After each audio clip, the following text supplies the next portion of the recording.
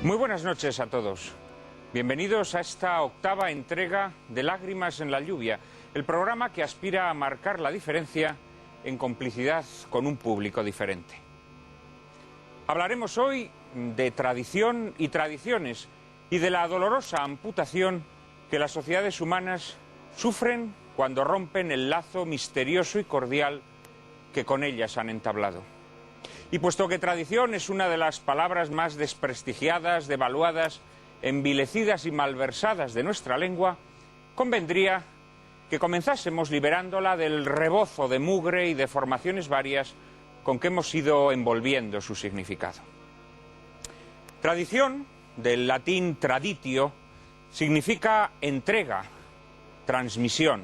Los romanos completaban la compraventa de una casa mediante el acto de la traditio, por el cual el vendedor entregaba al comprador la llave que le franqueaba la entrada a su nueva propiedad. Y a esa entrega de una llave, de unas generaciones a otras, una llave que encajada en la cerradura del mundo nos franquea sus enigmas, es a lo que llamamos tradición.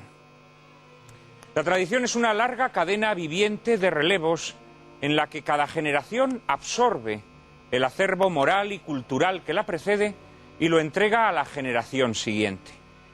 Y en este proceso de transmisión, que no es inerte ni fosilizado, cada generación enriquece el legado recibido mediante aportaciones propias. Así ha ocurrido desde que el mundo es mundo, en el arte y en la vida. Y la civilización humana ha crecido de este modo, sobre el humus fecundo que los tesoros de las generaciones anteriores nos han legado y encargado preservar y ceder en herencia a quienes venían después. Mientras esta cadena no se quiebra, los hombres se sienten fortalecidos por lazos que los protegen de la intemperie. De ahí que todos los tiranos que en el mundo han sido, para imponer sus designios, hayan tratado de destruir los lazos de la tradición, pues saben que las personas desvinculadas se convierten en carne de ingeniería social. Por eso los nuevos tiranos abominan de las fiestas y ritos que nos vinculan al pasado. Por eso destierran de sus planes educativos todas las disciplinas que contribuyen a explicar a las nuevas generaciones el mundo del que proceden y señalan su futuro. Por eso combaten los lazos vivos que mantienen a los hombres unidos en su origen y orientados hacia su fin, empezando por los lazos familiares y religiosos. Nuestra época ha logrado disminuir, incluso anular, las causas del hambre, de la enfermedad y el dolor físico. Pero hay otro tipo de dolor, el más propio y exclusivo del hombre, que nace de la soledad espiritual y del desaliento vital, de la desesperación, de la falta de sentido de la propia existencia, que no solo no se ha reducido, sino que se ha incrementado de forma alarmante en nuestra época. Y este dolor nace de la falta de lazos, de tradición, de esa conciencia de arraigo que vacía la vida de sentido humano, de objetivos y de esperanza. La tradición alberga al hombre en el tiempo, como su casa lo alberga en el espacio, y le otorga su bien más preciado, el sentido temporal de las cosas, que le permite no perder la vida en la incoherencia y el hastío, la incertidumbre y la dispersión. Solo la tradición nos permite ver el paso del tiempo no como algo que nos gasta y nos pierde, sino como algo que nos realiza y nos madura. Los nuevos tiranos nos venden la ruptura con la tradición como una suerte de liberación mesiánica, en aras de la modernidad y el progreso. Absolutizando el presente, los hombres llegan a creerse dioses y olvidan que las ideas nuevas que les rondan la cabeza, que por supuesto son ideas inducidas por el tirano de turno que ha modelado a su gusto la esfera interior de sus conciencias, son repetición de los viejos errores de antaño, esos errores que solo a la luz de la tradición se delatan. Porque la tradición nos conecta con un depósito de sabiduría acumulada que sirve para explicar el mundo, que ofrece soluciones a los problemas en apariencia irresolubles que el mundo nos propone, problemas que otros confrontaron antes que nosotros, que otros discurrieron antes que nosotros, que otros dilucidaron antes que nosotros. Y cuando los vínculos con ese depósito de sabiduría acumulada son destruidos, cualquier intento de comprender el mundo se hace añicos y se zambulle en un carrusel de aturdimiento y banalidad. Y así, subidos en ese carrusel, nos quieren los nuevos tiranos. Naturalmente, este conflicto entre la tradición y el presente se expresa en la crisis de la verdad, pues sólo la verdad puede orientar y trazar el rumbo de una existencia lograda, como individuo o como pueblo. De hecho, un pueblo que deja de saber cuál es su propia verdad acaba perdiéndose en el laberinto del tiempo y de la historia, sin valores bien definidos, sin grandes objetivos claramente enunciados. Así, los pueblos se ven condenados a una sucesión de cambios indeterminados, sin principio y sin objeto, y a aceptar tales cambios como exigencias de una evolución incontenible. Es verdad que los hombres han deseado siempre cambiar, pero los hombres con tradición desean ese cambio para acercarse a aquello que no cambia. Los que carecen de tradición, en cambio, quieren cambiar para adaptarse a lo que de continuo cambia. Ya no se trata de ganar altura, sino de llevar la delantera en una carrera alocada, sin otra meta que el caos y la barbarie. Y es que la tradición es el mejor parapeto contra la barbarie, el mejor antídoto contra quienes desean confiscarnos el alma. Terminaremos citando un pasaje de Alexis de Tocqueville, en el que el autor de La democracia en América imagina la sociedad futura con unos tintes que hoy adquieren una dimensión profética. Veo una multitud innumerable de hombres semejantes o iguales entre sí, que giran sin cesar sobre sí mismos para procurarse placeres ruines y vulgares con los que llenan su alma. Retirado cada uno aparte, vive como extraño al destino de todos los demás. Se halla al lado de sus conciudadanos, pero no los ve. Los toca, pero no los siente. No existe sino en sí mismo y para él solo.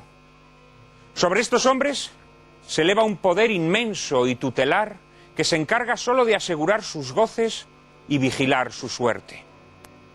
Absoluto, minucioso, regular, advertido y benigno, este poder se asemejaría al poder paterno, si como él tuviese por objeto preparar a los hombres para la edad viril. Pero al contrario, no trata sino de fijarlos irrevocablemente en la infancia, y quiere que los ciudadanos gocen, con tal de que no piensen sino en gozar. Trabaja en su felicidad, mas pretende ser el único agente y el único árbitro de ella. Provee a su seguridad y a sus necesidades, facilita sus placeres, conduce sus principales negocios, dirige su industria, arregla sus sucesiones, divide sus herencias y se lamenta de no poder evitarles el trabajo de pensar y la pena de vivir. Después de haber tomado así entre sus poderosas manos a cada individuo y de haberlo formado a su antojo, el soberano extiende sus brazos sobre la sociedad entera y cubre su superficie de un enjambre de leyes complicadas, minuciosas y uniformes, a través de las cuales los espíritus más raros y las almas más vigorosas no pueden abrirse paso y adelantarse a la muchedumbre. No destruye voluntades, pero las ablanda, las somete y dirige. Obliga raras veces a obrar, pero se opone incesantemente a que se obre. No destruye, pero impide crear. No tiraniza, pero oprime. Mortifica, embrutece, extingue, debilita y reduce, en fin, a cada nación, a un rebaño de animales tímidos e industriosos, cuyo pastor es el Estado. Convertirse en rebaño. Ese es el destino de los pueblos sin tradición. Y para denunciar este triste e infrahumano destino, contaremos hoy con 4 invitados de excepción. Los escritores Santiago de Mora Figueroa, marqués de Tamarón, y Horacio Vázquez Rial, que hoy se incorporan a nuestras lágrimas en la lluvia, y 2 amigos que esta noche repiten, el editor Carmelo López Arias y el jurista Miguel Ayuso. Les prometo un coloquio formidable, pero antes, María Cárcava les presenta la película que lo ilustrará. Buenas noches, Juan Manuel, y buenas noches a todos ustedes. Un lujo y un placer poder ver la película que les ofreceremos a continuación. Cinema Paradiso es un film de 1988. Está dirigido por el italiano Giuseppe Tornatore, que también se encarga de escribir el guión, al que incorpora muchos recuerdos de su propia infancia y juventud. Tornatore es uno de los más afamados directores del cine italiano de las últimas décadas, con títulos como Pura Formalidad, El hombre de las estrellas, La leyenda del pianista en el océano, Malena o la reciente Varia. En esta soberbia coproducción entre Italia y Francia, que obtendría el Oscar a la mejor película extranjera, destacan infinidad de aspectos, entre ellos una cuidada fotografía a cargo de Blasco Giurato y la excepcional banda sonora compuesta por Ennio Morricone en colaboración con su hijo Andrea. Morricone es conocido por sus creaciones musicales para los spaghetti western de la época y colaborador habitual del mítico director italiano Sergio Leone. De hecho, Morricone ha vendido más de 40 millones de discos en todo el mundo. Cinema Paradiso transcurre en un pueblecito de la Sicilia de posguerra llamado Giancaldo. La cinta narra retrospectivamente, utilizando la técnica del flashback, los principales episodios de la infancia y juventud de Totò, interpretado en su niñez por Salvatore Caccio, en su adolescencia por Marco Leonardi y por Jacques Perrin en su madurez. Jalonados, eso sí, por recuerdos asociados a su pasión cinéfila que le llevó a entablar una relación conmovedora con Alfredo, el encargado del Cinema Paradiso, interpretado magistralmente por Philippe Noiret. Cinema Paradiso es una obra maestra preñada de sentimientos y reflexiones sobre el paso del tiempo, la memoria, la verdadera amistad o el amor, que les aseguro no les dejará indiferentes. Porque todos, como el pequeño Totò, como el gran Salvatore, hemos tomado en alguna ocasión algún tren sin retorno en una estación cualquiera que no desearíamos haber dejado nunca atrás. Y es que esa estación que dejamos atrás es lo mejor de nuestra vida. Y no solo eso, sino algo más grande incluso que nuestra propia vida. En esa estación está aquello que nos pertenece y a la vez nos alberga y nos cobija. Y cuando ese algo nos falta, nuestra propia vida y el mundo se hacen añicos, son arrojados a la intemperie y reducidos a escombros, como ese cine que da título a la película, convertido en un paraíso perdido que ya nunca podremos recuperar, porque en aras del progreso lo hemos entregado a la destrucción. Ese algo es la tradición, y cuando la tradición nos abandona, solo nos resta ser hombres amputados, sin compañía cierta, sin fervor verdadero, en cuya cama duerme siempre una mujer distinta, como le reprocha al protagonista su madre. Apaguen las luces de su cuarto, desconecten el teléfono móvil y sumérjanse en el mundo de hermosas emociones que Cinema Paradiso les propone. Y si al término de esta magistral película no tienen los ojos arrasados de lágrimas, háganselo ver, porque significará que o bien padecen algún trastorno afectivo o que se les han secado las glándulas lacrimales. Que ustedes la disfruten.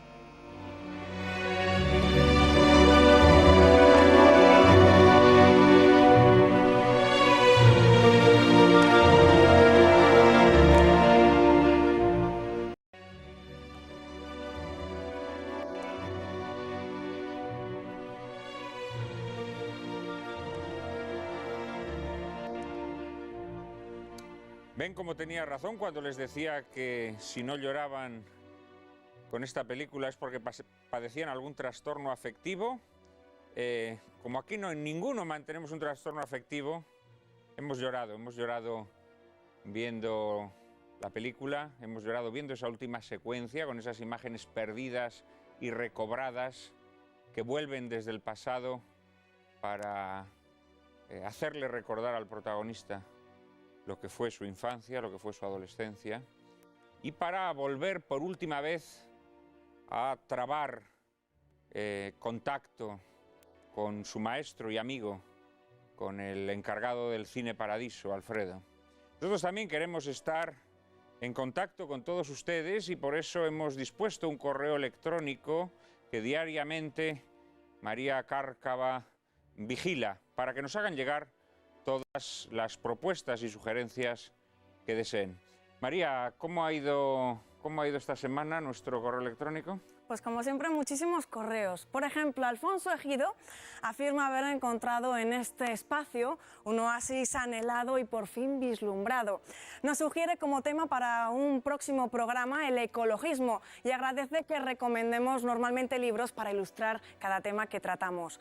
Santiago Mancheno, en la misma línea que el señor Ejido, agradece tu valentía, Juan Manuel, en tus exposiciones iniciales. José Manuel Otero nos ha enviado una carta muy reflexiva y emotiva en defensa de un tema que a la vez propone, la familia.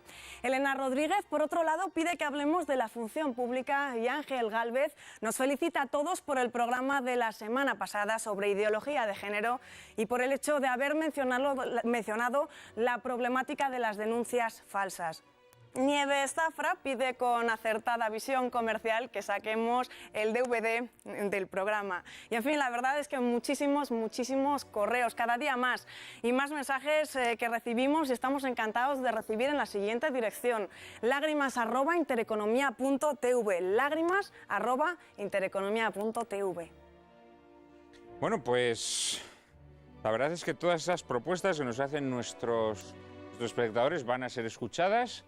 Y ya les puedo anunciar que tendremos un programa sobre la familia, no tardando mucho, probablemente de aquí a mes y medio. Y también les anticipo que tendremos un programa de ecologismo, para el que todavía tengo que buscar película.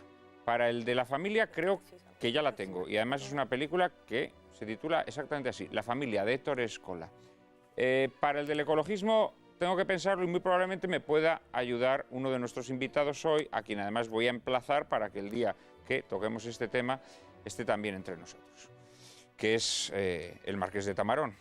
Enseguida se lo presento a todos ustedes. Hoy tenemos, como les decía, un cuarteto excepcional, un cuarteto francamente, bueno, como todos los que vienen aquí a nuestro programa de Lágrimas en la Lluvia, con el cual vamos a poder disfrutar y seguro que nos va a dar un programa memorable, un programa precisamente para grabar en DVD, como nos pedía una de nuestras espectadoras. Yo no me atrevo a pedirle ya al jefe de esta casa que grabe nuestros programas y los reparta con el diario La Gaceta, porque la semana pasada le pedí que nos adelantase el programa y ha cumplido, ha accedido a esta petición, de manera que hoy ya no me atrevo a hacerle una petición más. Pero desde luego el programa de hoy, lo verán, será para guardar en DVD. Paso a presentar a nuestros invitados de hoy. En primer lugar, Horacio Vázquez Rial, nacido en Buenos Aires, es escritor, historiador, doctor en historia, fue finalista del Premio Nadal con Historia del Triste y ganador del Premio Fernando Quiñones con La capital del olvido.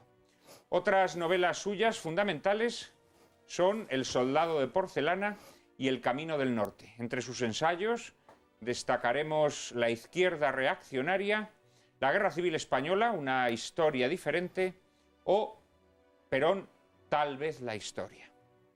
Muy buenas noches, Horacio, muchas gracias por estar aquí con nosotros. Gracias. A su lado está el invitado a quien antes citaba, y a quien me gustaría invitar al programa del ecologismo, Santiago de Mora Figueroa, Marqués de Tamarón, escritor y diplomático, ha sido embajador de España ante el Reino Unido y director del Instituto Cervantes.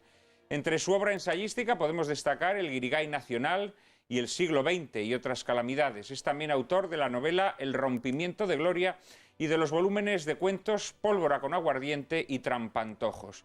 Tamarón se considera sobre todo conservador y cree que lo único que puede hacer su generación es salvar de la liquidación por derribo este mundo, para entregarles a quienes vienen detrás los restos que aún quedan de la belleza natural, arquitectónica, plástica, literaria y por supuesto espiritual. Muy buenas noches, Santiago, gracias por haber accedido, por haber aceptado nuestra invitación y desde luego quedas emplazado a ese programa sobre el ecologismo, en el que creo que tendrás muchas cosas que decir. Sí, pero te temo. En contra del ecologismo yo de a favor, Pandereta y a totalmente. favor de la conservación. Eso es, sí. Me refiero de ese ecologismo ideologizado. Sí, sí. En contra de ese ecologismo ideologizado y a favor de la conservación del medio natural. También está con nosotros un inquilino frecuente de este programa, un invitado que a todos ustedes les gusta y que a nosotros también nos gusta traer con frecuencia aquí. Se trata de Miguel Ayuso, jurista práctico y teórico, pertenece al Cuerpo Jurídico Militar y ha sido letrado del Tribunal Supremo. En la actualidad es catedrático de la Facultad de Derecho de la Universidad Pontificia Comillas de Madrid. Dirige la revista Verbo, de formación cívica y acción cultural según el derecho natural y cristiano, y es presidente de la Unión Internacional de Juristas Católicos. Autor de unos 20 libros, entre los más recientes se hallan La Constitución Cristiana de los Estados o Estado, Ley y Conciencia. Muchas gracias, Miguel, por estar hoy aquí, Juan Manuel. también.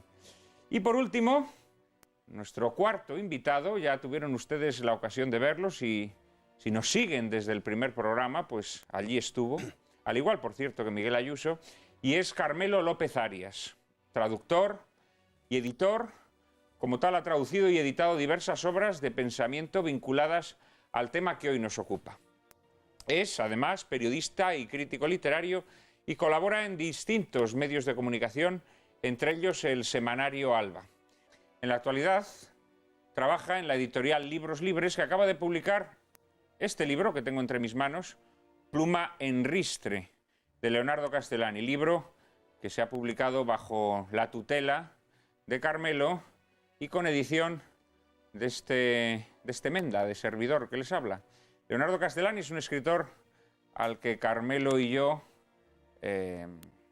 publicamos y descubrimos al público español hace ya un par de años, en un primer volumen que se titulaba Cómo sobrevivir intelectualmente al siglo XXI, y ahora, 2 años después, perseveramos en nuestro intento de dárselo a conocer al lector español, después del éxito del primer libro, con este Pluma en Ristre que recoge escritos inéditos de Leonardo Castellani, inéditos incluso en su país natal, en la Argentina, escritos que nunca fueron reunidos en libro, y en donde Leonardo Castellani toca pues, los temas que siempre le preocuparon, ¿no? Entre los cuales, indudablemente, se halla la tradición. Yo sospecho, Carmelo, que a Castellani le habría encantado estar esta noche aquí con nosotros, hablando sobre tradición. Le habría encantado y habría tenido mucho que aportar a este debate. Sin duda, sin duda. Habría además conseguido que el debate fuese muy movido, porque nosotros tenemos aquí, digamos así, a nuestro agitador natural, que es Miguel Ayuso, pero yo creo que si hubiese estado Castellani, la agitación hubiese sido todavía mayor. Castellani era un genio, pero era muy soso en lo personal, según dicen todos los que le trataron. Igual nos hubiera decepcionado en el debate.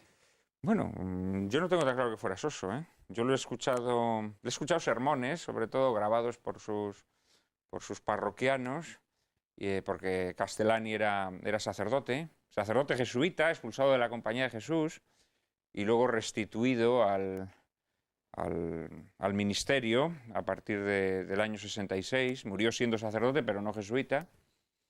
Y la verdad es que es verdad que en la conversación no era tan brioso como con la pluma en la mano, pero, en fin, tenía que ser un personaje excepcional. Yo invito a todos nuestros espectadores a leerse Pluma en Ristre y a disfrutar de la visión antimoderna y extraordinariamente lúcida de Leonardo Castellani. Y bueno, también voy a empezar por un antimoderno como tú, Miguel. ¿Qué te ha parecido la película? Bueno, yo hoy no voy a anticipar el juicio. Es decir, que voy a hacer unas referencias a las distintas características de la película para que no te confíes y a continuación haré la conclusión de lo que me ha parecido la película. Vamos a ver, la historia es cursi, pero es tan auténtica que hace que la autenticidad se sobreponga a la cursilería. He de decirlo así. Bueno, a lo mejor es que la vida a veces es cursi, ¿no? La historia analizada con una cierta distancia es cursi. Pero también he de decir que es magistral la película, precisamente por eso. Se nota en todo, la interpretación es excelente, el Totó niño es magnífico, y el Totó maduro también. A mí el que me parece menos convincente, me parece un poquito edulcorado y poco falso, es el adolescente, la verdad. Me parece excelente la fotografía, como ya se ha dicho, la banda sonora, la música es extraordinaria también, la edición, no hay, digamos, entre la historia que es la película. En español se dice montaje. Perdón. Acabas de meter ahí un anglicismo. Perdón. Montaje, ya sabes que yo no voy al cine nunca. Me estás obligando a ver más películas de cine que las que he visto en mi vida. Pues el montaje es excelente. No hay solución de continuidad cuando se pasa de la historia, es decir, la película, a las historias, que son las que se ven en las distintas películas, ¿no? E incluso ese momento, esa transición perfecta del niño al adolescente en un segundo verdaderamente magistral. No, la película es conmovedora. Yo le pondría como reparo los decorados, la escenografía, que me parece no muy creíble, salvo que sea un guiño a Cinecittà, es decir, al rodar películas de estudio, por así decir. Pero no, eso no parece un pueblo siciliano de los años 40 ni de ninguna época. Y bueno, te diría, la película es conmovedora, pero no te agradezco que me la hayas hecho ver. No te estoy nada agradecido, porque efectivamente me ha saltado la lagrimilla, y eso es señal de decrepitud yo no lo creo. Inmediata. Yo no lo creo. Hombre, si se llora en público, como hacen algunos ministros cesantes, sí que ciertamente me parece signo de decrepitud, pero no, creo que emocionarse ante la belleza hasta las lágrimas no es signo de decrepitud, sino de sensibilidad. Con lo cual, celebro que hayas derramado alguna lagrimilla en el silencio de tu casa viendo esta película. No sé si a los demás os ha pasado lo mismo. Horacio, ¿te ha gustado la película? No. ¿No te ha gustado? A ver, explícanos. No, precisamente porque me parece excesivamente sentimental. Sin embargo, ahora estaba pensando al hilo de la película, los comentarios de Miguel, en una observación que hace en algún momento Umberto Eco en un ensayo, donde dice por qué el Partido Comunista Italiano fue el menos bestia de los europeos. Y él dice, ha sido por la influencia en la sociedad italiana del cine americano. Es decir, es lo que ha cambiado la sensibilidad de los italianos y los ha hecho más civilizados que otros. Yo creo que a Umberto Eco le ocurre, como suele ocurrirnos, como en el cuento de Edgar Allan Poe de la carta robada, que aquello que buscas para dar respuesta a una pregunta que te haces es tan evidente que no lo ves. Evidentemente, el Partido Comunista ha sido el menos bestia de todos los partidos comunistas europeos por el influjo civilizador del catolicismo. Del catolicismo, evidentemente. Claro. Yo creo que es una cosa yo creo evidente. que están ambas cosas. Curiosamente, esto está dicho en un ensayo que Eco publica. Es un solo libro donde hay un ensayo de Eco y otro del cardenal Martini. El diálogo que mantuvieron. Sí, reflexión, efectivamente. Ahí es donde Eco dice... De hecho, fíjate, el cine tal y como la gente lo concibe, en esta película, yo creo que denota la pervivencia de una sociedad católica, o sea, porque el cine es casi como ir a misa, ¿no? Realmente los lugareños viven la celebración del cine como una disculpa, pues para que los vínculos de la comunidad, ¿no?, se fortalezcan y... pero bueno, la película no te ha gustado por excesivamente sentimental. Por excesivamente sentimental, sí. ¿Pero te ha parecido un poco falsa, efectista? ¿Te ha parecido... Efectista desde ese punto de vista, sí. No necesariamente falsa. Por supuesto hay un placer enorme en ver a Noiret, ¿no? Es decir, es un actor tan inmenso que todo lo demás palidece alrededor de él, ¿no? Incluido Jacques Perrin, que nunca fue un gran actor, ¿no? Siempre fue un actor muy menor de la Nouvelle Vague, ¿no? Hubiera pasado sin verla. Bueno, Carmelo, ¿tú hubieras también pasado sin verla? No, yo me alegro de haberla visto porque además creo que retrata muy bien uno de los sentimientos más auténticos y universales que existen, que es el de la nostalgia, ¿no? Además en su acepción más etimológica, es decir, el dolor por el regreso. Además un dolor, y voy a sacar a Castellani un momentín a colación, contrario al de Castellani, porque Castellani cuenta en este libro cómo él también estuvo hasta los 17 años en su pueblo natal, volvió 17 años después, sin haber estado, y se encontró que lo que había cambiado no era él, como en el caso de la película, sino el pueblo. Dice, conocí que el pueblo era otro, y además magnifica con mayúsculas la palabra otro. No tenía historia, es decir, por así decirlo, había roto con la tradición, por enlazar con nuestro tema. No, yo la Pero película... esto también se percibe en esta película, yo creo, ¿no? Bueno, pero en esta película realmente, hombre, ha cambiado lo que tiene que cambiar. Es decir, 30 años después las calles no son iguales, los coches son diferentes, pero se mantienen los símbolos de referencia Sí, pero el de la cine ciudad. ya no- y el cine ya no es. El cine lo derriban el mismo día que llega Totó. Pero, sin embargo, hay un elemento de reconocimiento de la sociedad, que son las personas. Las personas están ahí en el momento en que se juntan para el entierro, reconoce allí a las personas de su infancia, ¿no? Entonces, yo creo que ese es un sentimiento muy universal que está muy bien abordado en esta película, que efectivamente, yo no voy a desvelar si he soltado lagrimita o no, emocionarme, me he emocionado porque hay escenas realmente muy, muy hermosas, ¿no? Yo creo que habiéndola derramado Miguel, que es un hombre muy duro, yo creo que tú también, Carmelo. Yo creo que tú también. Tamarón, muy buenas, muchas gracias por estar Muy también bueno. hoy aquí. Gracias a ti, Juan No sé Manuel. qué te ha parecido la película, ¿también te ha parecido ternurista o por el contrario te ha emocionado de verdad? Me ha parecido tierna, pero es que yo soy tan anticuado que las películas me parece que tienen que ser tiernas, tienen que ser así. Si no son así, pues no valen, porque quien no llore en Casablanca es que no tiene corazón. Quien no llore en esta película, pues efectivamente no tiene corazón. Y como la gente va al cine para llorar, que si no, ¿para qué va a ir al cine? Que si no, lo que hay que hacer es leer. Y además leer a quien no hace llorar. Estilo Stendhal o gente dura. Pero el cine está para eso, yo creo, ¿no? Fijaos, esta película que decías tú que no te parece un pueblo siciliano. Tiene otra película muy reciente que se estrenó hace un año, menos de un año, Tornatore, Bari, sobre un pueblecito de Sicilia también. Y realmente el aspecto del pueblo es muy similar a este. Es decir, él se ve que tiene una imagen de su infancia, fijada de su infancia. Y hombre, a lo mejor un pueblo en Sicilia sé que sea así, ¿no? Sí. No lo sé. Es que fíjate, el puntillismo en el examen de la película va en su contra. Todo es un poco forzado, hasta los caracteres, el tonto, el loco, todo es un poco forzado. El cura. Bueno, hombre, pero... Un cura democristiano, lo siento, pero tengo que decirlo. Joder, pero por favor, no empieces.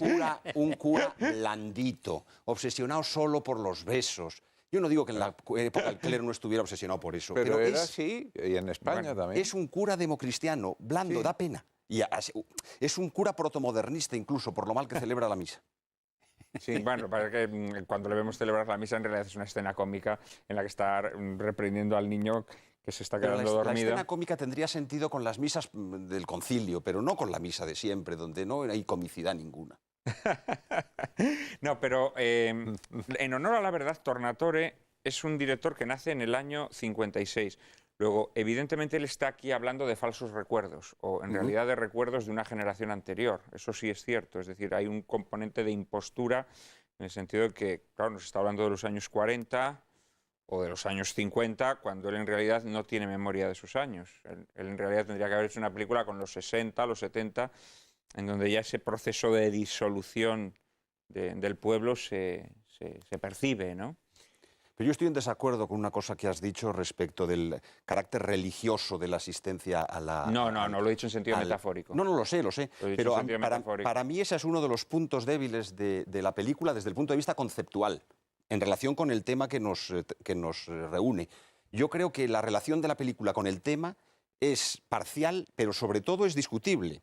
Y es discutible porque hay una verdadera sustitución perversa del ágora, es decir, de la plaza como lugar de sociabilidad natural, con el cine. Es decir, lo natural se convierte en virtual. El cine se convierte en la sustitución de la vida social. Eso es muy peligroso.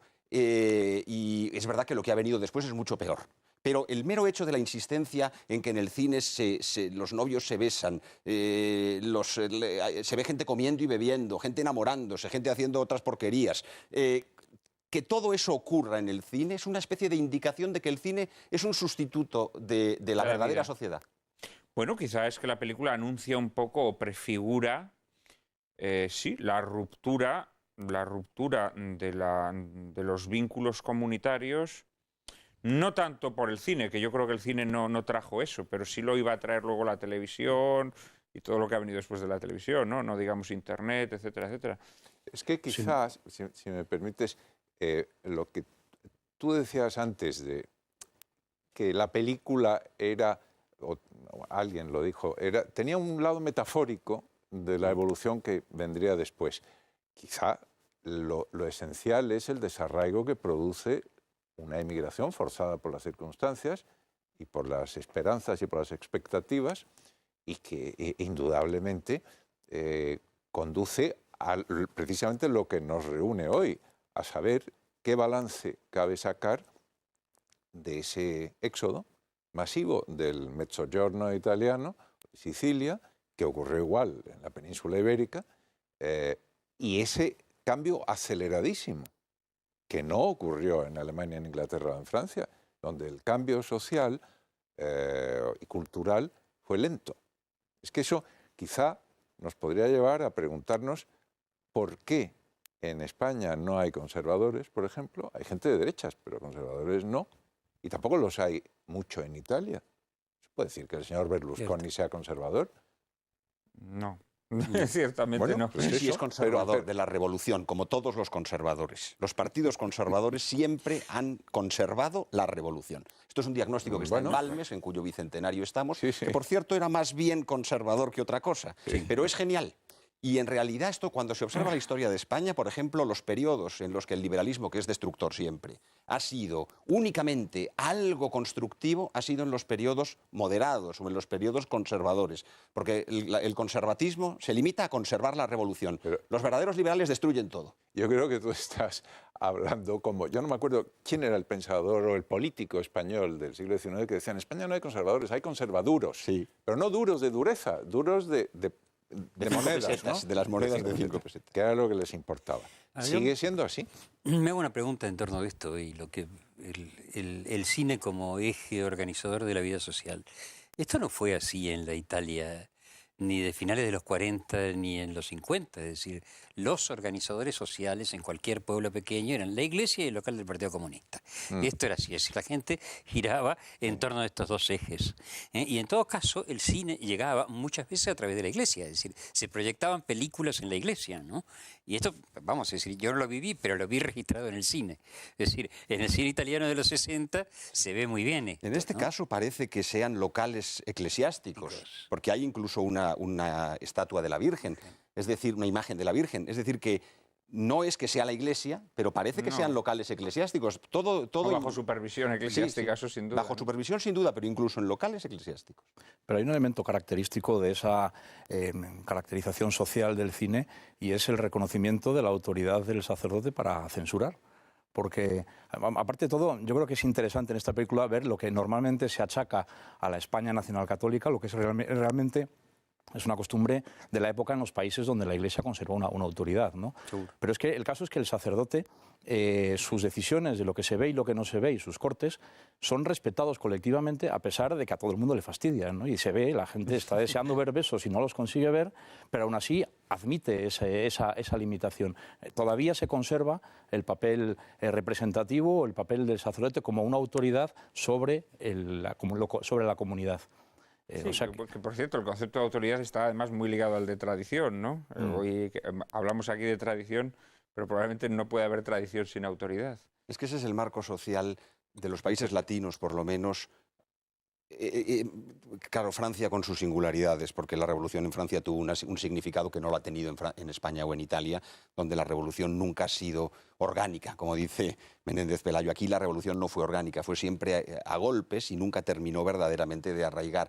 Y en Italia, quizá la presencia del papado y de lo que significa el papado tiene una significación semejante. Yo creo que hasta el concilio más o menos es algo así. Y al fin y al cabo no hay tantas diferencias entre la Italia de después de la Segunda Guerra Mundial y la propia España franquista, en la que es una especie de democracia cristiana sui generis. Y Irlanda. Hay que ver lo que era Irlanda. Es que yo me acuerdo de la Irlanda de los años 50, porque estuve allí. A mí me parecía que España era el colmo del liberalismo comparado con aquello. Era una cosa verdaderamente extraña, ¿eh? La Irlanda de los años 50. En fin. Eso sí que nos llevaría quizá al concepto de tradición, que no es la misma, no es el mismo concepto de tradición en Italia, en España o en... Quizá entre Italia y España sí, pero con Irlanda hay diferencias clarísimas. Clarísimas. ¿Tú con qué concepto de tradición, por ir centrando un poco el tema, con qué concepto de tradición te identificas? Si tuvieras que sí. definir la noción de tradición a la que tú te adhieres, bueno, o la que discutes, o la que... Sí, no, pues mira, yo te citaría a un pensador católico, precisamente inglés, o te diré quién era, que no era Chesterton, ciertamente, y que decía, en los años 30, a mí me irrita muchísimo cuando leo que los nacionalsocialistas hitlerianos, alemanes, y los comunistas soviéticos, que para él era la modernidad, el pensador era Christopher Dawson, decía, sí. me irrita mucho cuando dicen que son paganos, dicen los conservadores británicos, que van a ser paganos. Ojalá, el paganismo tenía un gran sentido espiritual, que no sería el cristiano, ciertamente, pero que al final somos también herederos de una espiritualidad pagana y ciertamente de una cultura pagana, mientras que los bolcheviques y los nacionalsocialistas no tienen absolutamente nada que ver con eso. Bueno, esa es el tradicionalismo, la tradición que a mí me interesa y con la que me siento cómodo, que no es ciertamente excluyente y que admite, porque creo que entra dentro de eso, igual que por supuesto hay que admitir la tradición judeo-cristiana, que es la base, judeo-cristiana, también lo pagano. Y yo creo que el error nuestro, como por lo menos el de mis amigos conservadores, es a veces olvidarse de lo que tuvo que recordar Juan Pablo II no hace tantos años, diciendo que la espiritualidad del paganismo tenía un lugar en el plan divino, me parece que se llama economía divina, ¿no? Economía no en el sentido pesetero, ni conservaduro. Y creo que el olvido de eso nos lleva a empobrecer la tradición en general y a hacer más difícil que subsista, me parece a mí. Yo tendría alguna cosa que decir, pero no sé si Carmelo, que estamos sin No, vais a hablar los cuatro. Voy a cerrar este primer bloque con una breve intervención de cada uno de los cuatro, planteando la noción de tradición. Si quiere hablar Horacio, yo no. Sí, da igual, da igual. No, iba a apuntar algo sobre lo que habías dicho tú, Santiago. Se le ha atribuido el paganismo al nazismo a falta de mejor causa. Claro, Lo que ha sido el nazismo y el bolchevismo también han sido radicalmente anticristianos. Sí, sí. Esto sí, esto no hay ninguna duda. Y por supuesto anticudíos, esto está, huelga decirlo, ¿no? Claro. Yo creo que la atribución del paganismo es una cosa como secundaria, ¿no? Sí. Es decir, porque no tenían que atribuirle más que eso, es decir, definirlos por la negativa, sí, eran anticristianos, esencialmente, ¿no? Creo que eso es tradición alemana, además, de un sector muy amplio de la sociedad alemana, el ser anticristiano, ¿no? Miguel, yo diría algunas cosas respecto de lo que se ha dicho al hilo, antes de decir yo algo por mi cuenta de modo positivo sobre cómo veo la tradición. La verdad es que esto de la tradición judeocristiana a mí no me gusta. Primero porque creo que la tradición cristiana digamos, incorpora elementos, claro está, del Antiguo Testamento. Es la renovación de la Antigua Alianza. Luego, por tanto, de alguna manera, la tradición, que es la tradición que emerge de la verdadera novedad que constituye el Evangelio, arraiga en una novedad precedente que es la Antigua Alianza. Pero esta Antigua Alianza, que está en la Torá, y de la que después el cristianismo no es sino prolongación y perfeccionamiento, no tiene que ver con lo que hoy entendemos por tradición judía o judaica, que es la de la Cábala, y que tiene unas connotaciones y unos significados radicalmente distintos, de donde emergen tradiciones herméticas, de donde emergen tradiciones verdaderamente anticristianas, verdaderamente paganizantes, masonizantes, lo que se quiera. Hay un universo complejo que deriva de esa otra tradición. De tal manera que cuando se dice hoy judeocristiana, no se puede decir sin introducir una distinción, me parece, en el sentido que yo acabo de hacer ahora. También tendría ganas de decir algo sobre el significado del nazismo, del fascismo. En el caso del fascismo es diferente, no se pueden englobar, es evidente. O en conexión con el marxismo. En todos los casos se trata de, digamos, de transformaciones del pensamiento moderno. Es decir, son todos fenómenos de la modernidad en sentido teórico, no de la modernidad en sentido de los tiempos modernos, es decir, de lo que se llama la edad contemporánea. Y lo que pasa es que en un caso procede por la vía del idealismo extremo, a partir del cual Marx le da la vuelta, lo pone patas arriba, y en el otro caso por una vía dialéctica, no por una vía lineal, sino por una vía dialéctica de oposición frente a eso, ¿no? Pero, si se me permite, yo diría ahora algo positivo respecto del significado de la tradición. Vamos a ver, la tradición, tenemos que pensar una cosa, la tradición tiene la misma etimología que la traición, es lo mismo. La etimología es la misma, se trata de la entrega. Lo que pasa es que en un caso la entrega es a los hijos y a los discípulos para que lo perfeccionen y para que lo entreguen a su vez, y en otro caso es a los enemigos para que lo destruyan y lo profanen. Luego, el elemento capital es la entrega, pero no cualquier entrega. Yo creo que ya en la propia etimología de tradición y en su separación de traición aclaramos que es una entrega, pero que no es cualquier entrega. ¿No te importa que lo dejemos aquí? Seguimos faltaríamos. después de la publicidad. En unos minutos volvemos.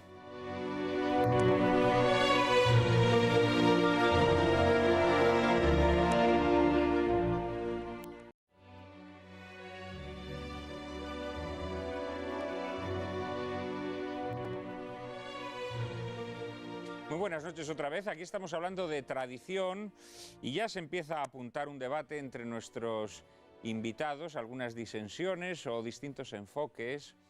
Antes de meternos en harina, en los próximos 40 minutos, le voy a dar paso a María Cárcava para que nos presente una canción, una curiosa canción que yo conocí gracias a un colaborador de este programa, Kiko Méndez Monasterio, que nos va a servir muy bien para centrar y para enfocar la tragedia de lo que es la traición a la tradición, por utilizar esta distinción que nos había propuesto al final del primer bloque Miguel Ayuso. María Cárcava, por favor. Juan Manuel, propongo esta noche tanto a nuestros invitados como a quienes nos están viendo desde casa y, si me lo permiten, un pequeño cambio a la hora de introducir el tema. Lo has mencionado tú ya. Dejaremos en esta ocasión que sea un grupo de folk originario de Quebec llamado Messayer, en español Mis Antepasados, el que con su canción tal vez más conocida, Degeneración, nos ilustre sobre el significado de la ruptura del hombre con la tradición y sus consecuencias. Desde luego, servidora no lo podría hacer mejor. Pongan atención a los subtítulos quienes así lo necesiten y verán que en el caso que nos atañe nada se puede expresar ni más claro ni tampoco más alto. Vamos a verlo.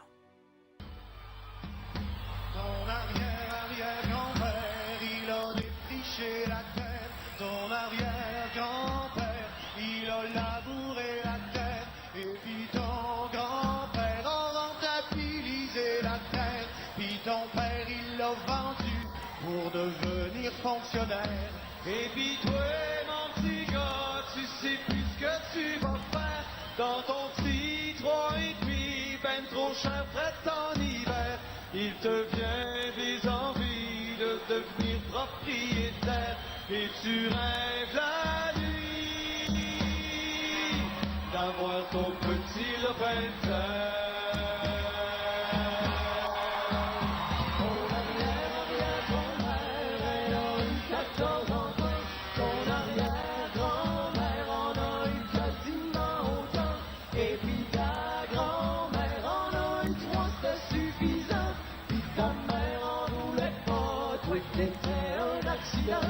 Et puis toi, ma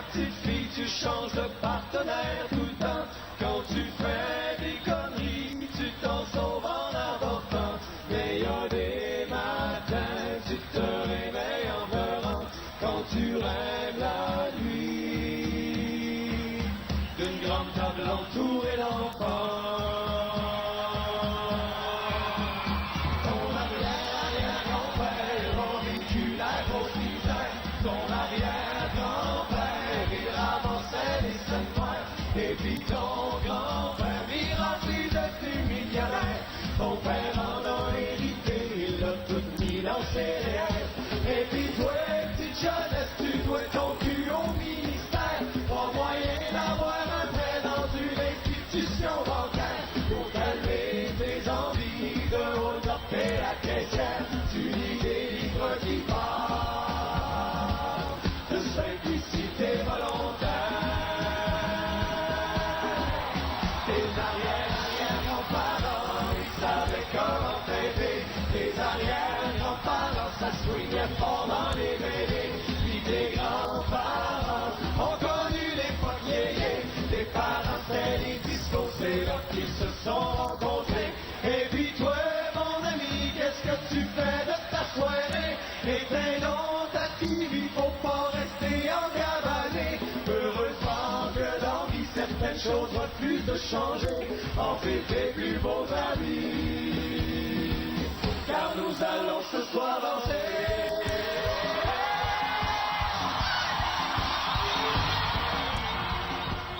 Nos hemos olvidado de cultivar la tierra, nos hemos olvidado de tener hijos, nos hemos olvidado de cantar y bailar. Ese es el drama de haber roto los vínculos con la tradición.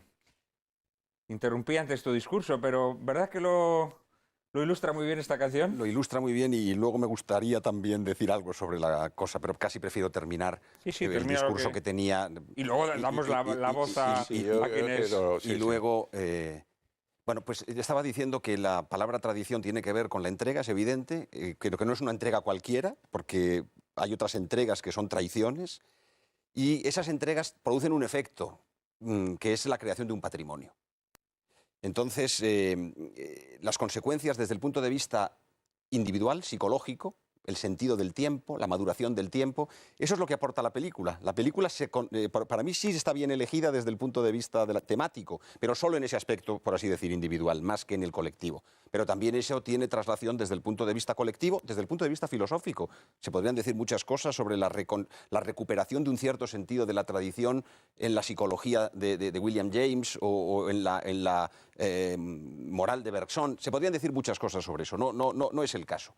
Yo quisiera simplemente reducir esto a una cita que mi maestro Rafael Gambra solía repetir con frecuencia, en la que está en 4 líneas dicho lo que es el sentido de la tradición y del tradicionalismo. Dice que la estabilidad de las existencias crea el arraigo, que produce, que genera dulces sentimientos y sanas costumbres.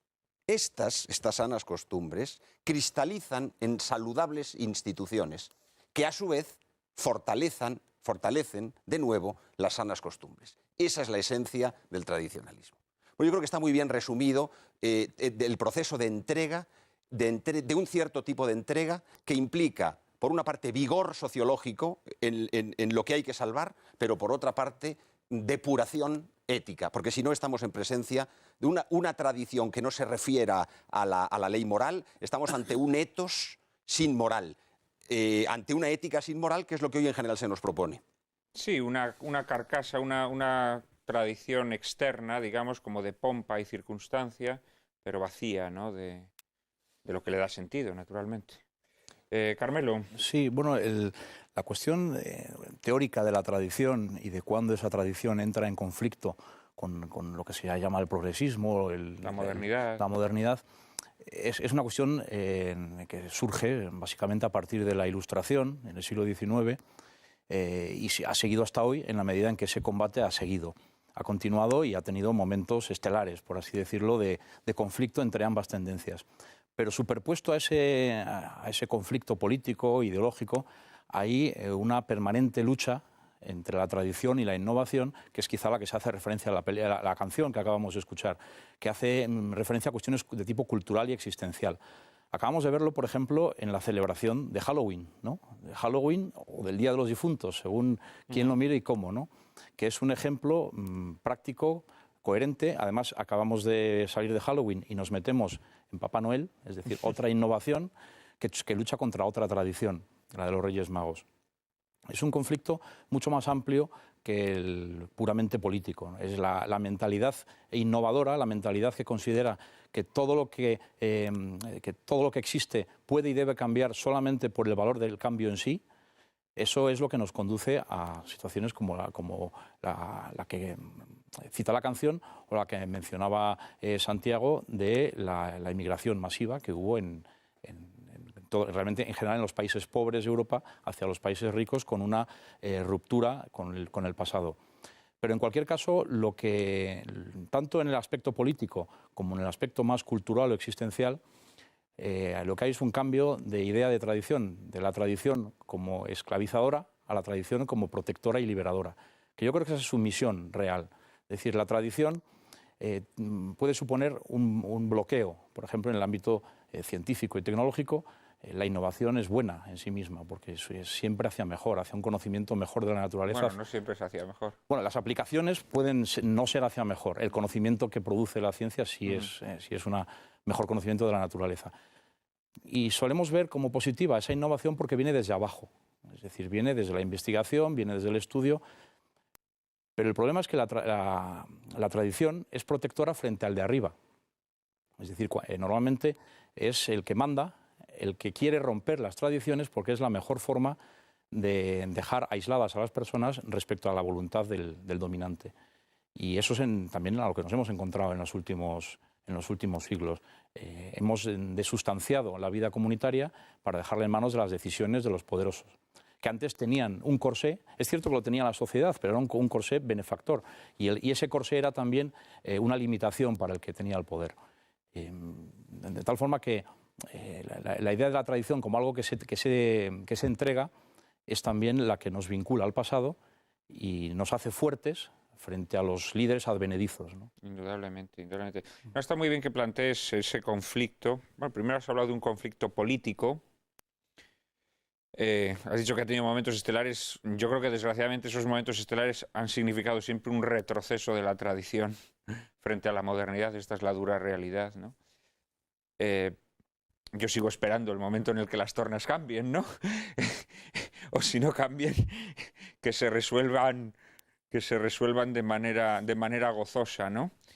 Pero ese conflicto que ha sido político, que ha sido social, de costumbres, en el fondo también son manifestaciones de un conflicto superior, ¿eh? Yo creo que hay un orden anticristiano, digámoslo así, que ha buscado en la ruptura de los vínculos de la tradición la forma, digamos, de desbaratar la sociedad para poder desenvolverse mejor en esa sociedad ya descompuesta, ¿no? Este fenómeno del que estamos hablando, de la inmigración, que quizás ha sido una de las grandes tragedias para lo que podríamos llamar la Europa católica, ¿no? en el siglo XX, es evidente que lo que trajo fue la descomposición de esa vida, de esas formas de vida que favorecían, bueno, pues eso, que la gente estuviese arraigada a su tierra, que la gente tuviera hijos, que la gente bailara y cantara, como nos decía la canción, ¿no? Horacio, sí, tu visión de la tradición y de la ruptura con la tradición que supone la modernidad. Tal como se plantea en la canción, que me parece muy interesante. Sí, además una canción muy sarcástica, brutalmente sarcástica. Por un lado, yo estaba pensando, bueno, se está describiendo un proceso que yo he vivido. Quiero decir, mi abuelo era un señor que cultivaba la tierra en Galicia. Es decir, mi padre y mis 7 tíos se fueron todos de Galicia y trabajaban en otras cosas y fueron funcionarios. Y mis primos y yo llegamos a la universidad. Bien, esto vino, por un lado, ligado a la historia familiar. Pero por otro lado, a un dato objetivo que ocurrió en toda la sociedad española, que fue el abandono del campo por la ciudad. Y que se tenía que dar por la industrialización, por el progreso, los progresos, el cultivo de la tierra, que hacían que la cosa también se industrializara en el campo, ¿no? Es decir, yo creo que con todo eso hay que contar, no creo que haya habido en nada de eso una ruptura voluntaria. Es decir, es como que fueron arrastrados por la historia, por eso es tan común, ¿no? Es decir, cuando tú enfrentas un relato individual dices, bueno, pero esto nos ha pasado a todos, ¿no? Es decir, sí, la historia nos pasó por encima a todos, ¿no? Es decir, más allá de nuestra conciencia, la historia nos incluye, ¿no?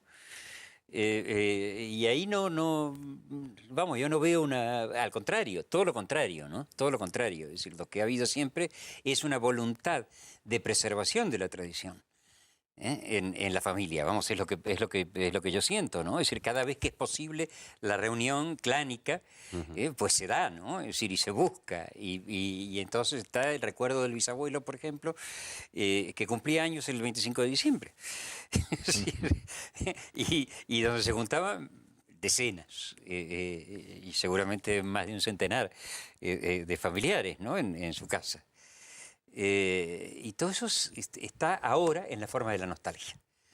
Una nostalgia que es activa a la hora de buscarnos los unos a los otros y de seguir siendo familia. Sí, pero actúa yo creo a nivel nostálgico, es decir, la sociedad todavía no tiene la capacidad, o sea, la verdadera, ¿no?, nutriente como para cambiar su forma de vida. Es decir, sí, miramos con nostalgia, cómo añoramos ciertas formas de vida, cómo añoramos la familia unida, cómo añoramos... pero la realidad es que luego no tenemos la capacidad, ¿no?, para tratar de torcer el rumbo de esta historia enloquecida, ¿no?, en donde hay que estar cambiando permanentemente para poder estar al hilo de los tiempos. Pero sabiendo que no se puede regresar. Bueno, Es yo creo que las incluso, personas... yo lo puedo decir físicamente. Las personas es decir, cuerdas, lo la que era mejor la manera... aldea de mis abuelos hoy forma parte de Palas de Reyes. Es decir, porque la ciudad fue creciendo y se la comió, ¿no? Es decir, yo no creo que sea un proceso inexorable, ineluctable, como lo ha descrito un poco No, yo tampoco Horacio. lo Yo no creo, estoy ¿no? de acuerdo. Yo lo que creo, estoy más de acuerdo con la observación inicial tuya antes de darle la palabra a Horacio, que en realidad requeriría un complemento, me parece. Yo creo que la tradición es inescindible de la existencia humana. Es decir, el hombre no puede no ser tradicional, pero no puede. Es decir, aunque quiera. Está en su Y naturaleza. no puede porque para eso tendría que anular su ser, de algún modo. Es decir, o convertirse en un salvaje. Los hombres sin tradición son salvajes, porque tendrían que prescindir de todo lo que les ha hecho. Eso En decía realidad, Santayana. en realidad nacemos albergados en la comunidad. Y si no fuera porque la comunidad nos permite desarrollar las potencias de nuestra naturaleza, no podríamos desarrollarlas. Entonces, digamos, es tan necesaria, y esto en el ámbito individual, pero es que diríamos con el colectivo ocurre algo igual, ¿eh? Lo que decimos del ámbito individual se puede trasladar al ámbito colectivo. Entonces, es tan imprescindible la tradición en la vida de los hombres y en la vida de los pueblos, que solo se puede concebir la lucha contra la tradición y la aversión contra la tradición desde otro nivel. ¿Y cuál es ese otro nivel? ¿Cuál es esa otra instancia desde la que se explica el odio a la tradición? Desde mi punto de vista, el odio contra el autor de la creación, es decir, el odio contra Dios. El antitradicionalismo es de alguna manera Es antiteístico sobrenatural, y pues. anticrístico. Es sobrenatural. Digamos que su naturaleza es sobrenatural. Preternatural, si se quiere. Y en los dos sentidos, si me permites. Porque precisamente, si me dejas, Sí, no, tienes la consuma un palabra. turno, es que iba a haber comentado que tu negativa de que existía la tradición judeocristiana, negativa matizada, porque no has dicho eso así, pero ahora cuando hablas que el odio a la tradición es el odio a Dios, bueno, hay un fenómeno curiosísimo que es la ocultación dentro de la tradición de lo que todos sabemos, pero no queremos mencionar. Por ejemplo, el versículo menos citado de la Biblia y el más en el que todos creemos, todos, pero no lo citamos jamás. Me parece que es Génesis 6:6. Y Dios se arrepintió amargamente de haber creado al hombre. Qué gran verdad, naturalmente, pero después de todo, ¿cómo no iba a haberse arrepentido? Lo que pasa es que luego, pues como todos sabemos, cuando va a destruir el mundo, pues llega Noé y lo convence de que no son tan malos, de que le deje salvar a unos cuantos, no sé. Bien, pero la frase, que es terrible, es y Dios se arrepintió de haber creado al hombre, que no era para menos. Pero eso no lo podemos aceptar, con lo cual lo ocultamos, lo metemos debajo de la alfombra. Pero luego viene, en cambio, es decir, eso es la ocultación de la tradición que sigue viva, pero por debajo de la alfombra. Y luego hay la nostalgia que sigue viva a pesar de que no la aceptemos del todo. Y ahí la frase no es tan ilustre como del Génesis, pero es de otro gran judío, George Steiner, que él mismo se definía como un judío agnóstico y como un liberal en el sentido americano de la palabra, es decir, de izquierdas, pero que decía, la cultura es impensable, el gran arte es impensable en una sociedad donde no haya una sociedad atea y igualitaria, no puede producir arte. Arte de primera. Lo decía, me duele confesarlo, me parece que lo dice en... no es en gramáticas, no, es en... Luego me acordaré en cuál de los libros lo dice, pero lo dice clarísimamente. No puede haber arte digno de ese nombre si no hay una conexión con lo trascendente. Me parece que dice, citando a alguien, dice, si no se cree que hay un alma inmortal, ni puede haberlo en una sociedad perfectamente igualitaria. Tenemos que interrumpir unos segundos y enseguida estamos otra vez con ustedes.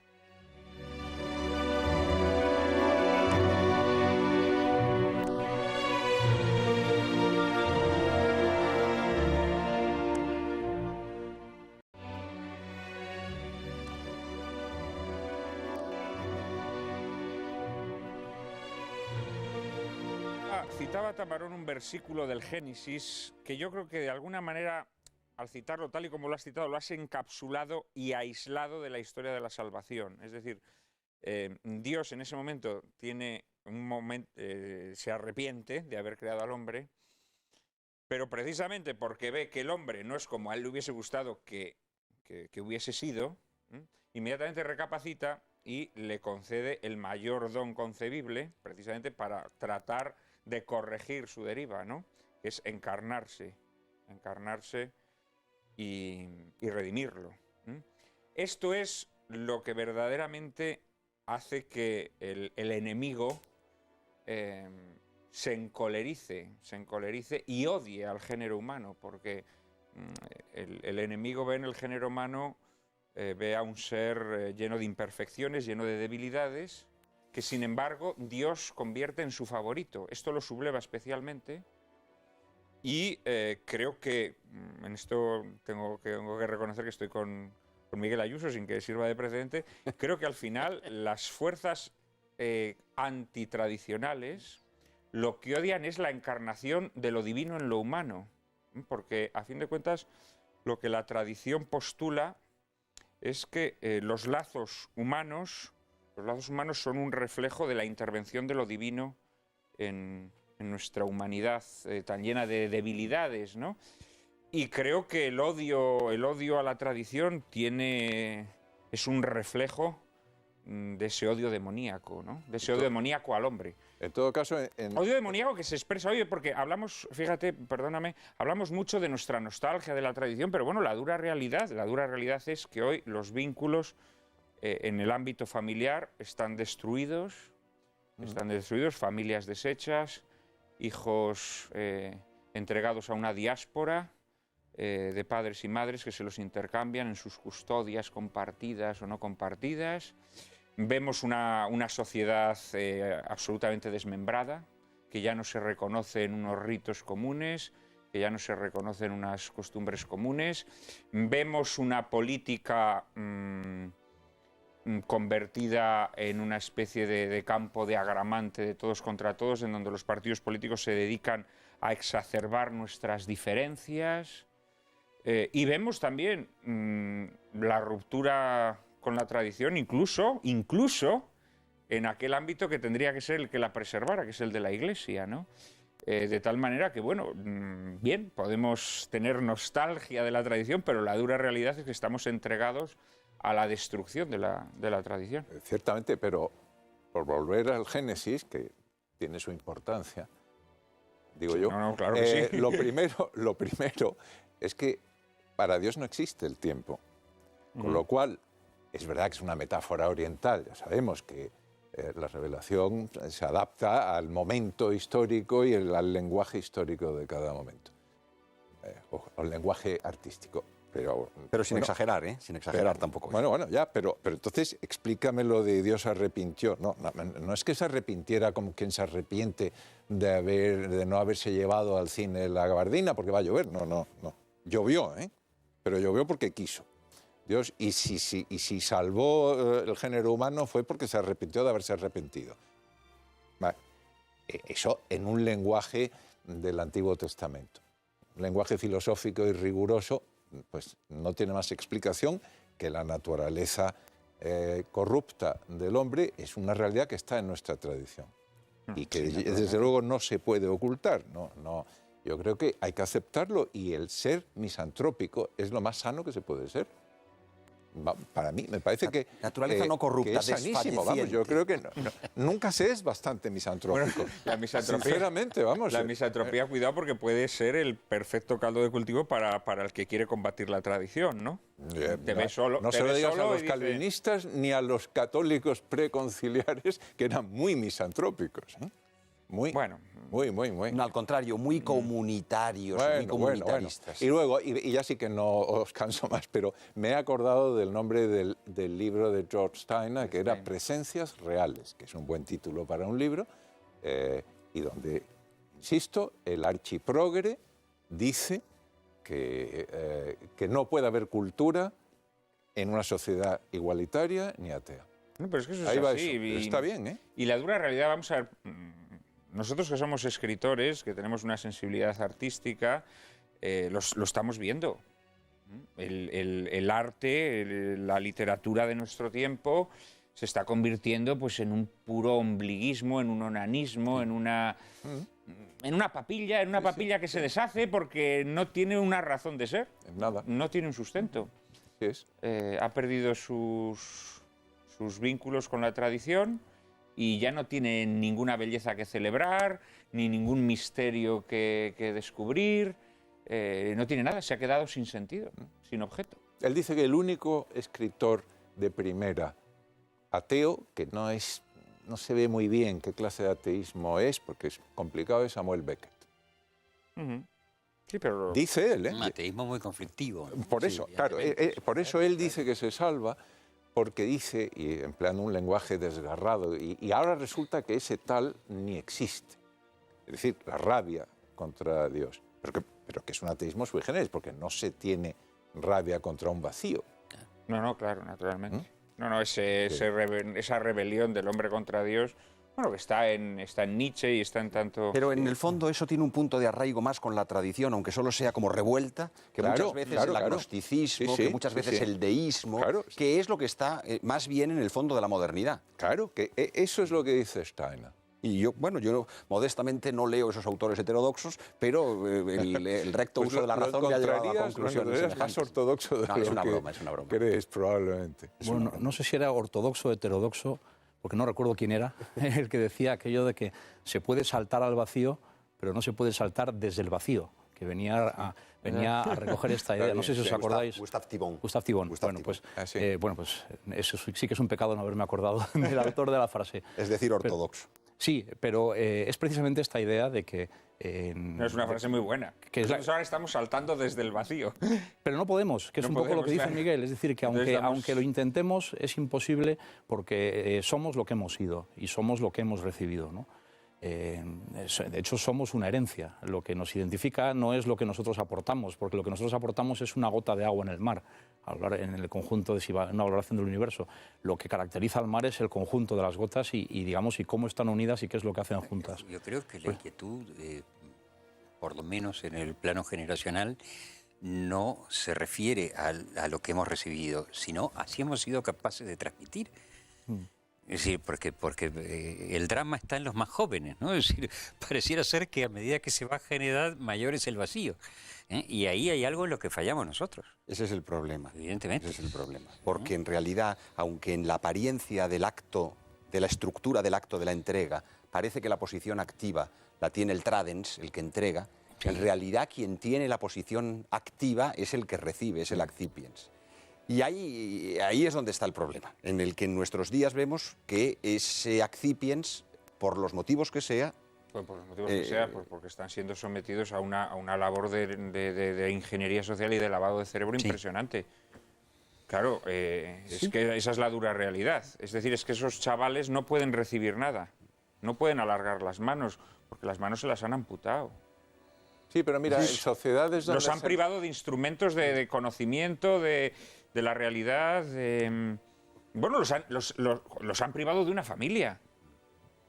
Claro, son chavales que nacen en familias rotas, destruidas, que ya no pueden tener esa experiencia de la familia que habéis tenido vosotros. La última pirueta de la ingeniería social es el tema del apellido, ¿no? Bueno, sí, esto si quieres es pintoresco, es pero bueno. evidente que desde el poder se ha hecho todo un trabajo de división social. Sí, pero ahí está el yo problema. ahí no estoy de acuerdo porque lo del apellido es volver al sistema anterior a Bonaparte. 1700. Sí, Sí, claro. algo Sí, así, sí, ¿no? Bonaparte es el que Antes lo del establece. Código Civil. Naturalmente los hermanos tenían, bueno, tú lo sabes mejor seguro que yo, había muchos hermanos con apellidos en distinto orden porque heredaban unas capellanías o unas tierras o unos feudos de su madre o lo que sea. Sí, pero ahora el y ya énfasis se pone en que no haya acuerdo. Claro, hoy tiene un significado muy Ya, antitradicional, claro. porque es romper la estirpe Sí, sí. en la generación.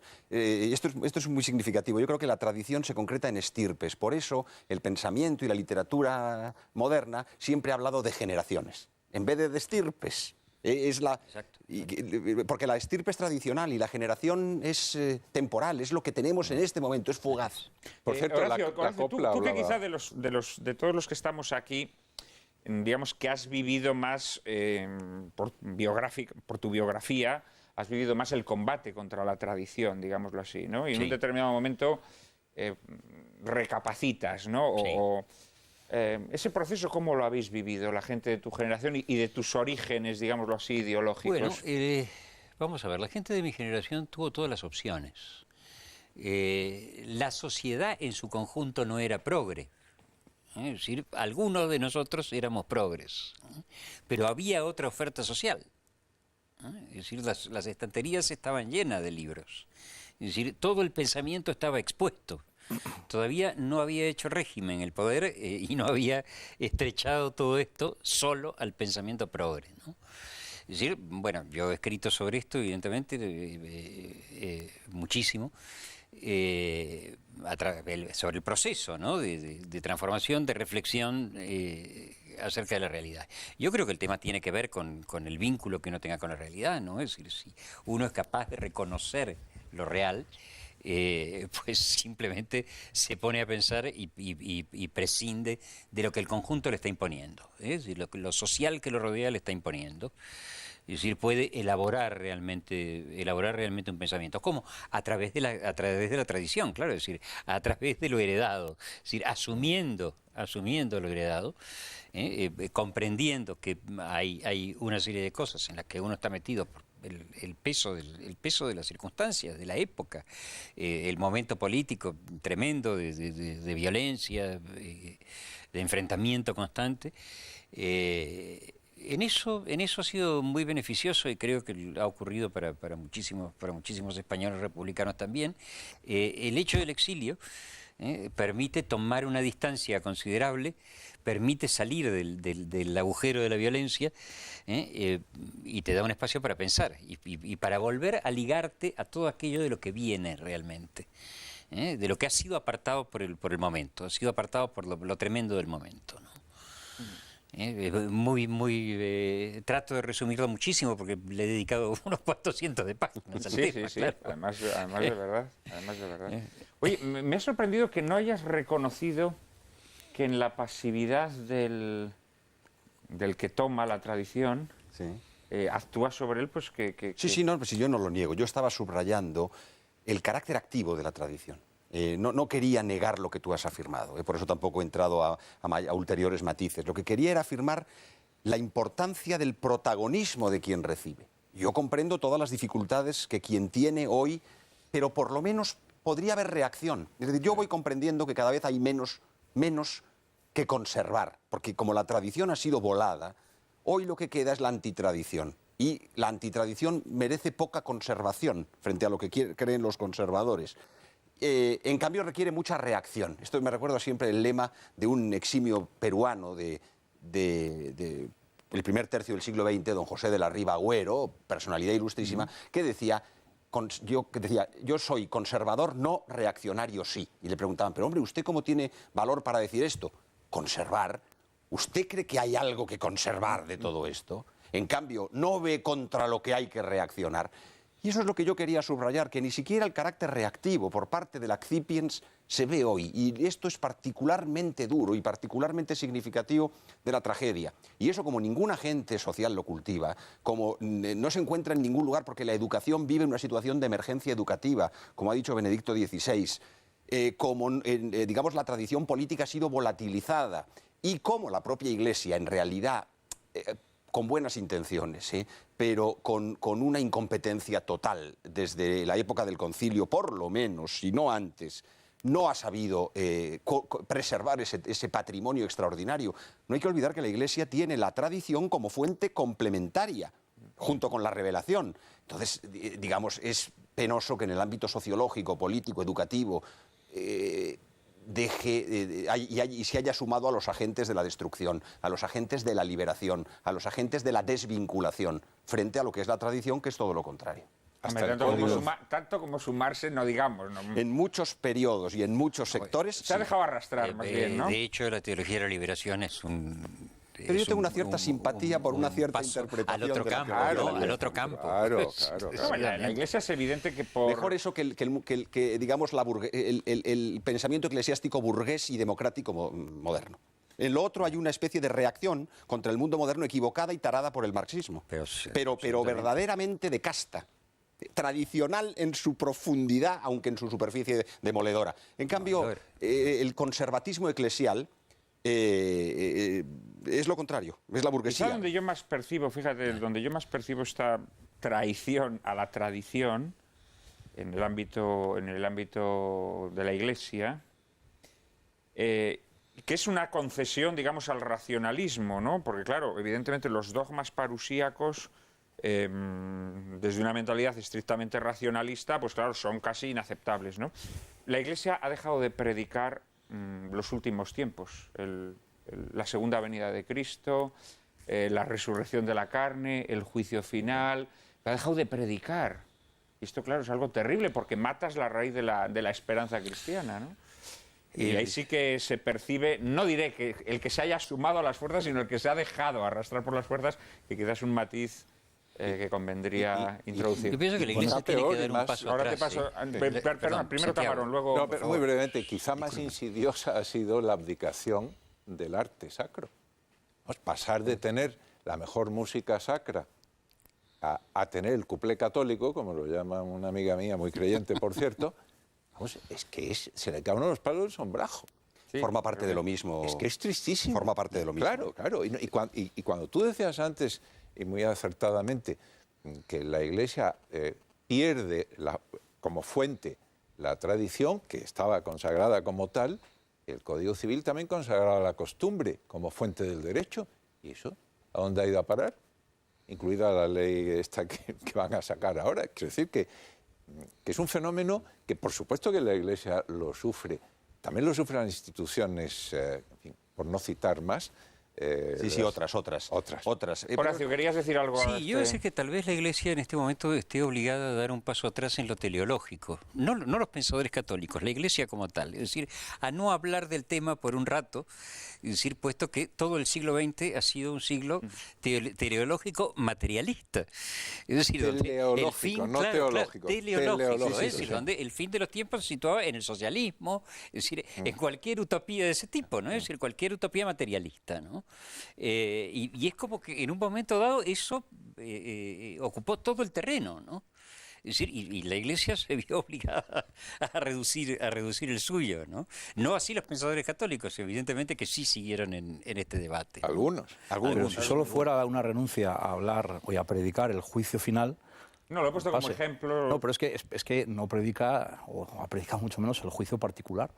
Es decir, que realmente ya no solamente es que hable de la parusía, que no hable de la parusía, es que tampoco habla de lo que sucede, de lo que va a suceder en cuanto todos lleguemos a ese momento, que nos vamos a morir, y parece que nadie nos lo recuerda nunca, ¿no? Y que va a ser un camino discriminatorio el momento de nuestra muerte, ¿no? Pero bueno, eso es un elemento más de la pérdida del apego a la tradición que caracteriza al mundo moderno y del que la Iglesia se dejó envenenar. Y el problema de la tradición es que, precisamente porque es algo vivo, cuando se rompe, deja de ser una tradición para convertirse en una teoría. Y por eso los enemigos de la tradición saben muy bien que lo más importante es cortar. Porque en el momento en el que cortes y en el momento en que a partir del corte haya generaciones que no conocen lo anterior, la resurrección del pasado se convierte en puramente ideológica. Y ese es el gran mal que pueden hacer. Antes mencionaba dos casos anecdóticos, aunque importantes, como son Halloween, o el Papá Noel, podemos hablar del carnaval, podemos hablar de un gran conjunto de tradiciones, de costumbres sociales que se han perdido y que ha sido muy importante en quienes las han roto la idea de cortar con ellas, porque para los que vienen después es imposible de recuperar. Porque ¿cómo se puede volver a unas Navidades sin Papá Noel cuando ya haya habido varias generaciones que han recibido los regalos de Papá Noel? Pues no tiene sentido, ¿no? Y además los regalos de Papá Noel han desplazado al Niño Dios y lo han sacado de plano. Claro. Ese es el problema. La Navidad la dejas vacía, la llenas con la morralla. Exactamente. Sí, perdona. No, sí, esa es la idea. Es decir, que la lucha que se plantea normalmente entre la tradición y la innovación tiene un componente racional. Desde luego nadie defiende que ante algo racionalmente mejor haya que mantenerse apegado a lo que es racionalmente peor. Eso es precisamente antitradicional. La tradición, antes hemos hablado de definiciones y no hemos dado ninguna. A mí me gusta mucho la de Víctor Pradera, este pensador y político tradicionalista asesinado en el Madrid del año 36. Decía, la tradición no es todo lo pasado, es el pasado que sobrevive y tiene virtud para hacerse futuro, ¿no? Virtud en el sentido etimológico, fuerza, potencialidad. Entonces, cuando eso se rompe, se rompe el futuro también. Y por eso hay que ser cuidadoso a la hora de enfrentarse a estos combates entre la tradición y la modernidad y no pensar que son secundarios o que son formales o que se pueden resolver puramente con argumentos a favor o en contra. Hay un interés en romper el hilo, porque una vez que está roto no es la tradición o la continuidad no es como una goma, es como una cuerda, ¿no? Una vez que se corta no hay forma de rehacerla. Con esa reflexión que creo que es atinadísima, inteligente y muy certera y muy bella al mismo tiempo, vamos a dejar por hoy nuestras lágrimas en la lluvia. Muchas gracias a los cuatro, muchas gracias por vuestras aportaciones. Gracias. Espero que nos sigamos viendo en este programa, como espero que todos ustedes sigan ahí al otro lado del televisor. Ahora, en un segundo, les vamos a anunciar el tema de nuestro próximo programa.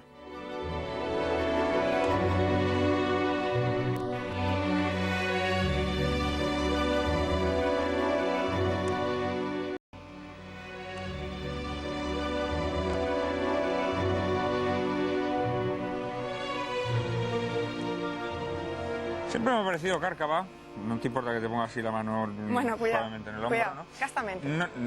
Siempre me ha parecido que no te cuentas entre las que tienen demasiada confianza en los políticos. Mira, Juan Manuel, voy a sacar a colación unas palabras de Groucho Marx. La política es el arte de buscar problemas, encontrarlos, hacer un diagnóstico falso y aplicar después los remedios equivocados. Y en gran medida la política la hacen los políticos, así que ha sido bastante tibio diciendo que soy un poco templada. No me gusta nada, porque ya me he hecho mayor. Ya te has hecho mayor y en cambio ellos se han hecho cada vez más marxistas de Groucho Marx. Efectivamente, se dedican a crear los problemas y una vez creados tratan de arbitrar soluciones a los problemas que previamente han fabricado ellos mismos.